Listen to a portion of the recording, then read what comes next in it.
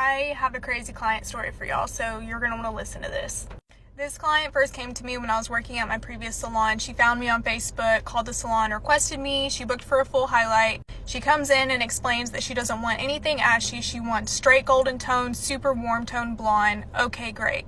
So I finished the service and she is ecstatic about her hair. She is raving about how much she loves it. These are the best highlights she's ever gotten, and she's been getting highlights for a long time. She's even bragging to the receptionist and just anybody that she can talk to in the salon. And this was on a Tuesday, and Tuesdays are my short days, so I only do like one big service a day.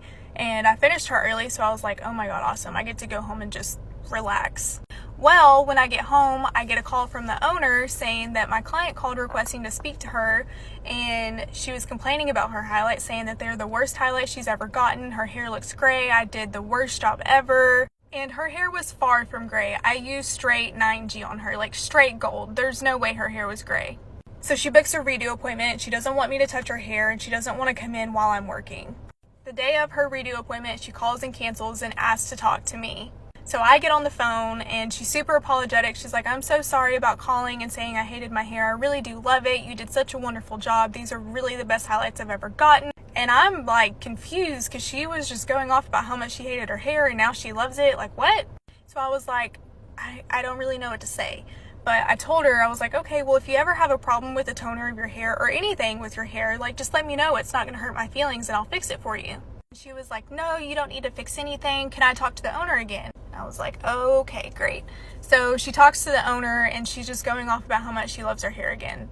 And then she calls and pre-books her next appointment. Well, this next appointment, she no-shows and she gave us a fake card to put on file so we couldn't enforce our cancellation policy. So I didn't hear from her for a really long time until I moved into my suite. When I left my previous salon, they contacted all of my clients trying to keep them from me, and that's a story for another day. But this particular client, they gave my contact information to.